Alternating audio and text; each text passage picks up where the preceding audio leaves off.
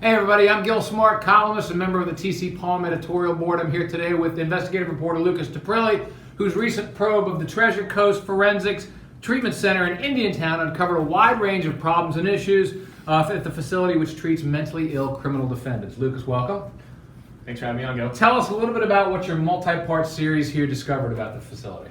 So, a couple bullet points. The series is about rampant violence and understaffing at the center, multiple violations of the contract in terms of how they administer drugs, and a huge number of 911 calls to Martin County Dispatch. Okay. This is the place where people who've been accused of a crime but aren't fit to stand trial go to either get ready for trial, or some people are there sort of for a much longer period of time, correct? Yeah, if, for instance, Austin Harris, if he successfully pleads the insanity defense, this is the kind of place defendants like that would go. Okay.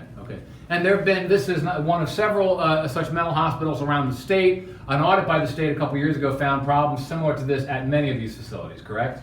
Yes, the problems that I've outlined here at Treasure Coast Forensic Treatment Center exist at all the facilities at the state, some worse, some not as bad. Okay, all right. Again, it's a multi-part series. You can check it out on tcpalm.com. Go to our news section under investigations. It was an exhaustive job. According to the experts who you interviewed for this story, people who have knowledge of the situation, what's the solution to these problems? What needs to be done? Is it just more money, or is something else need to be done?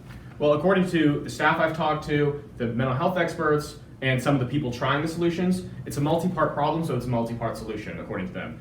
The way to go is to put more money in the system and to put the staff levels up to the minimum that's required in the contract. It's kind of the bare minimum, but also there's some alternatives people have picked around. There's one in Miami that we wrote about as one of the main stories that has shown to be cheaper and more effective for some of the less dangerous defendants who are in here. So that is an option people are pushing. DCF's got one in the works. Doesn't have as much testing data as Miami, but a lot of people are encouraging alternatives because these places are very expensive. Okay, yes, as he mentioned, there are pilot programs out there that are seeking to do things a little bit differently. This weekend, in an editorial on TCPALM, we will talk about the need for the state to get creative in its solutions, because the reality is, while Florida underfunds mental health institutions such as this one, there's not going to be a whole lot more state money dumped into this. So given that, there need to be alternatives, because if the definition of insanity is doing the same thing over and over again, expecting different results, the way we run this system is insane. So we'll be calling on local legislators also to lead the effort here to bring this to the attention of the legislature. Hopefully something can get done. So check us out this weekend on tcpalm.com or your Treasure Coast newspaper. Thanks for being here, Lucas. Thanks for having me. I'm Gil Smart. See you next.